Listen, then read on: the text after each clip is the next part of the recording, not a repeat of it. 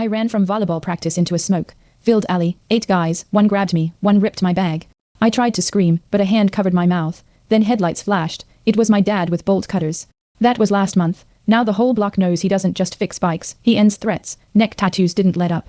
He showed up at my part-time job 2 days later, leaned on the counter and whispered, "You got a nice face. Keep it safe." I froze. My boss didn't see, didn't care. I went home shaking, convinced I was alone in this. Dad said nothing when I got in, just wiped grease from his hands like he knew something was coming. That night, Dad didn't sleep. When I tossed in bed, I saw his silhouette in the garage window, cutting through steel chain with bolt cutters like it owed him answers. I heard him call Uncle Rico. He didn't speak to me, not yet, but the rage in his silence said it all. Fear had woken something in him, something no one had dared provoke in years. I tried to press charges. Cops told me to stay cautious and handed me a pamphlet, nothing else. Neck tattoos laughed when I walked past his crew. Little girl thought the law would save her, he spat. I broke down behind the school dumpster, ashamed, helpless.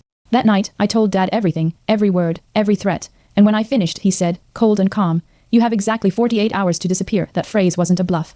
By morning, Uncle Rico and 2 guys in Desert Como stood in our kitchen like ghosts from another life. Neck tattoos, huh? Rico grinned, cracking knuckles. I watched as my father, the man who once fixed engines, passed the bolt cutters like a baton. I felt the shift not just in him, but in me. Fear was still there, but now so was fury. That night, tires hissed down our block like snakes hunting. My dad and Rico's crew moved without noise, cutting power to the gang's hangout, flattening bikes, slashing bravado. Bolt cutters weren't just tools, they were a verdict. I watched from our roof, pulse shaking my ribs. The message wasn't in words, it was in the silence that followed. Even neck tattoos could smell war coming. Neck tattoos showed up again, but this time limping, a busted lip, a trembling voice.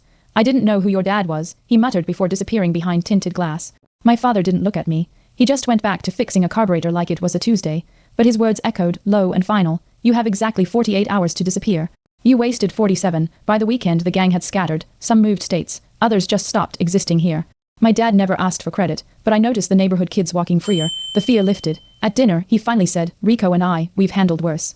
I nodded. We didn't need more details. I just whispered thanks, and he gripped my hand like he'd never let go. I started walking home again, no longer scanning every shadow. I wasn't fearless, but I was no longer ruled by fear. I joined a self-defense class, reached out to a local girl neck tattoos had once hurt. She cried in my arms. We weren't victims anymore. We were witnesses of how far love would go when pushed. The bolt cutters now hang in Dad's garage, rusted but reverent.